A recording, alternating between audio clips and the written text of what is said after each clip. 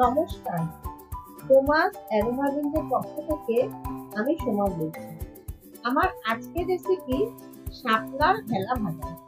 ছোটবেলা থেকে আমরা ঠাকুমা দিদিমার কাছে এই নামেই শুনে এসেছি। এখন অবশ্য অনেকেই শাপলার বড়াও বলে থাকে। আসুন দেখে নেওয়া যাক আমি কিভাবে এই শাপলার ভেলা ভাজা তৈরি করি। শাপলার ভেলা ভাজা বানানোর জন্য আমি এখানে চাল ডাল মিশিয়ে 2 ঘন্টা জলে ভিজিয়ে রেখেছিলাম।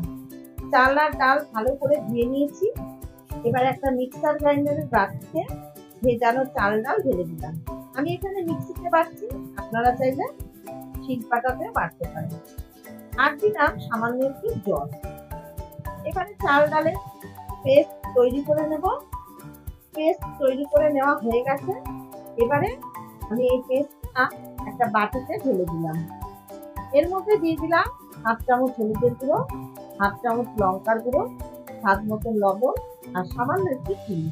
এবার সমস্ত কিছু দিয়ে ভালো করে মিশিয়ে একটা ব্যাটার তৈরি করে নিলাম।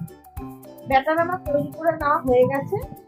আমি এবার এই ব্যাটারটা একটা সাইডে রেখে দেবো। শাপলার ভেলা ভাজা বানানোর জন্য অবশ্যই আমাদের শাপলার দরকার। তাই আমি এখানে 2 বাটি শাপলা আঁশ ছাড়িয়ে ভালো করে ধুয়ে নিয়েছি। যেহেতু এটা জলে হয় তাই জন্য একটু ভালো করে ধুয়ে নিতে হবে। শাপলা কাটতে আপনারা সবাই জানেন, তাই আমি আর আলাদা করে কাটাটা দেখালাম না। এবারে এইভাবে কয়েকটা বড় টুকরো কেটে নেওয়া শাপলা এবার একসাথে জড়ো করে নিয়ে আমি 2 ইঞ্চি মাপে কেটে নিচ্ছি। এবারে 5টা করে বা 6টা করে আপনাদের যেরকম ইচ্ছা সেইভাবে এই টুকরোগুলো নিয়ে আমি দুদিকে 2টো করে কাঠি আর মাঝখানে একটা কাঠি দিয়ে আটকে দিলাম, যাতে শাপলাগুলো ভাজার সময় খুলে না যায়। দেখুন, দেখতে ঠিক ভেলার মতন লাগছে তো, তাই জন্য এর নাম ভেলা ভাজা। আর একটা একইভাবে বানিয়ে আমি দেখিয়ে দিলাম। আমার হাতের দিকে একটু লক্ষ্য রাখলে আপনারা খুব সহজেই এই ভেলাগুলো বানিয়ে নিতে পারবেন। বানানো কিন্তু খুব কঠিন নয়। হ্যাঁ, দেখুন আমি কয়েকটা শাপলার ভেলা বানিয়ে নিয়েছি। এবারে চাল ডাল ব্যাটারে এইভাবে একটা শাপলার ভেলা এপিট ওপিট করে চুবিয়ে আমি আগে থেকে গরম করে নেওয়া সাদা তেলে ছেড়ে দিলাম। তখন কিন্তু গ্যাসের ফ্লেম অবশ্যই লো টু মিডিয়ামে রাখবেন। এবার একটা ঝাঁঝরি হাতা দিয়ে এইভাবে তেল ছিটিয়ে ছিটিয়ে দেবো, তাতে দেখুন কি সুন্দর ফুলে উঠছে। 1 পিঠ হালকা বাদামি হয়ে গেলে আমি উল্টে দেবো। 2 পিঠ বাদামি করে ভাজা হয়ে গেলে কড়াই থেকে তুলে একটা পাত্রে রেখে দিলাম। একইভাবে আমি আর একটা ভেজে দেখিয়ে দিচ্ছি।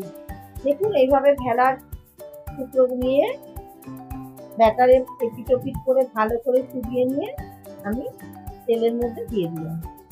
এবার তেল ছিটিয়ে ছিটিয়ে দেবো, তাতে কি হবে 1 পিঠ সুন্দর ফুলে উঠছে।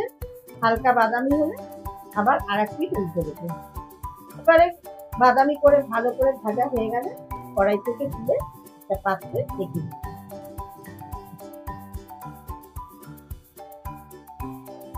সবগুলো ভাজা আমার হয়ে গেছে।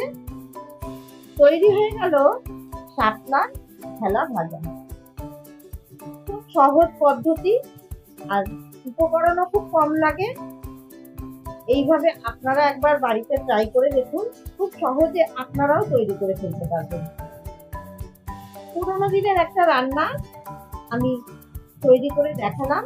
যদি আপনাদের ভালো লেগে থাকে তাহলে অবশ্যই আমার চ্যানেল সাবস্ক্রাইব করে পাশে থাকার অনুরোধ রইল।